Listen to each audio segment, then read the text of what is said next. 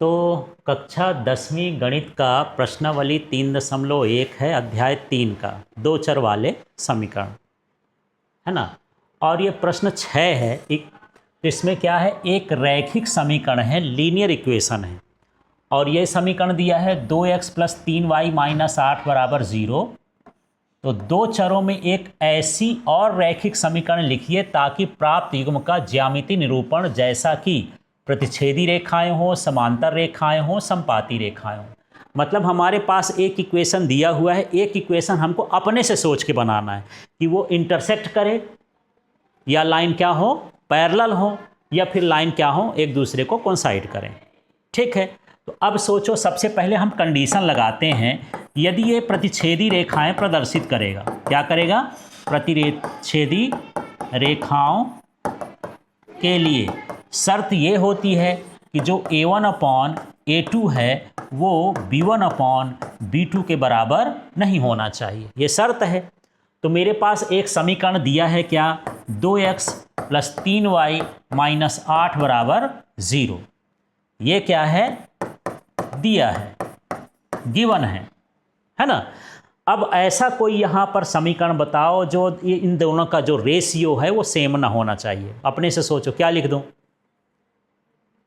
क्या लिख दूं, अब सोचो और बताओ। आपके पास समय है 1 मिनट का। आपको ये सोचना है कि यदि हम a1/a2 निकालें, b1/b2 निकालें, तो उनका जो रेशियो है इक्वल नहीं होना चाहिए। कुछ भी बोल दो ना, x का तो कुछ भी बोल दो, बोलो भला। 0 छोड़ के, अभी ऐसा मत बनाओ। 2x ही लिख दूं, लिख देता हूं, चलो 2x ही लिख दिया। फिर ये इसके बराबर नहीं होना चाहिए, +y कर देता हूं, +y कर दिए, और यहां भी कुछ नंबर बोल दो। अब -3 बराबर कितना है, 0 है।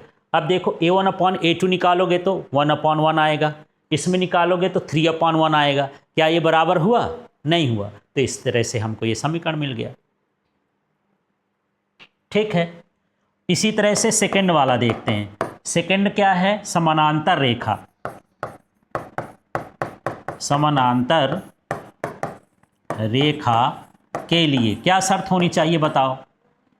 पैरेलल कब होती है, जब a1 और a2 बराबर हो b1 और b2 के, लेकिन c1 और c2 बराबर ना हो, कोई हल नहीं होता। ये कंडीशन लेना है। तो हमारे पास जो समीकरण है वो पहले लिख लेते हैं।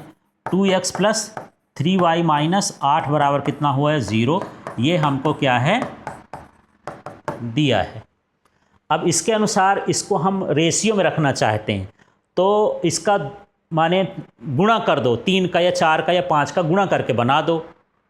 जैसे 3 का गुणा करूंगा तो यहाँ क्या हो जाएगा, 3 दूनी 6x। अब 3 का इसमें करोगे, 3 त्रिकाई 9y, पर इसमें ना करोगे, इसमें अपनी मर्जी से लिखो, क्योंकि इसको बराबर नहीं करना है। तो क्या लिख दूँ, हाँ, प्लस क्या लिख दिया, 5 बराबर क्या हो गया, 0। अब इसका करोगे, थोड़ा अंदाज लगा लो, 2/3 होगा, 2/6 होगा तो 1/3 आ जाएगा, और ये 3/9 होगा तो 1/3 हो जाएगा, दोनों बराबर हो जाएगा। ये बराबर नहीं है, मानिए कैसी रेखा प्रदर्शित करेगा, समान। तो इस तरह से कोई भी ये फिक्स नहीं, अनेकों हो सकते हैं। ऐसे कितने हो सकते हैं, अनेक हो सकते हैं। अब हम तीसरे कंडीशन में हैं, जहां पर हमको ये बताना है कि ये कैसी रेखाएं प्रदर्शित करेगा, समपाती। तो यहाँ पर समपाती रेखा के लिए सूत्र होता है a1/a2 बराबर क्या होता है, b1/b2 बराबर क्या होता है, c1/c2। सभी का अनुपात बराबर होना चाहिए। जो दिया गया समीकरण है उसको लिख लेते हैं। 2x + 3y - 8 बराबर कितना हो गया, 0। अब इसको निकालेंगे कैसे, किसी एक संख्या के इनमें गुणा कर दो या भाग कर दो तो निकल आता है। किसका गुणा कर दो, बताओ। 2 का ही कर देते हैं, तो 2 दूनी 4x, और 2 तिहाई 6y, और 2 अट्ठे 16। इस बार पूरे में कर देना है। ये वाला दिया वाला है, ठीक है। और ये देखो, 2/4 करोगे तो 1/2, 3/6 करोगे तो 1/2, -8 -16 करोगे तो 1/2। ये तीनों बराबर हो गए। अब मैं तरीका समझाऊं कि जब आपको समपाती रेखा के लिए कोई समीकरण बनाना हो तो सीधे क्या करना होता है, कोई भी संख्या का गुणा कर दो, नया समीकरण बन जाएगा। ठीक है, यदि इसमें 2 का भाग भी कर देते तो बटे वाला भी चल जाता, माने सभी में एक जैसे कर दो। यदि आपको समानांतर रेखा के लिए बनाना है तो इसमें भी गुणा करो, लास्ट वाले में गुणा मत करो, है ना। लास्ट वाले में 2 अट्ठे 16 होना चाहिए। क्या मैं 16 लिखा हूँ? नहीं लिखा। कोई अलग सा नंबर लिख दो तो वो कोई हल नहीं होगा। और इसमें जो है तो गुणा करके लिखना नहीं, हर नंबर कैसे लिखना है अलग अलग। जैसे इसमें 2 है तो इसमें 3 है, तो कुछ संख्या बदल बदल के क्या करो, लिख दो, और उसको चेक कर लो कि इसका अनुपात इस तरह से आ रहा है कि नहीं आ रहा है। इस तरह से ये वाले सवाल करना है। समझ में आ गया? तो ये तो मैं इक्वेशन लिखा हूँ। अब आपका काम बनता है कि आप एक एक नया इक्वेशन भी इसी में लिख डालेंगे। ठीक है, तो इसके कितने युग्म हो सकते हैं? इस तरह के कैसे हो सकते हैं?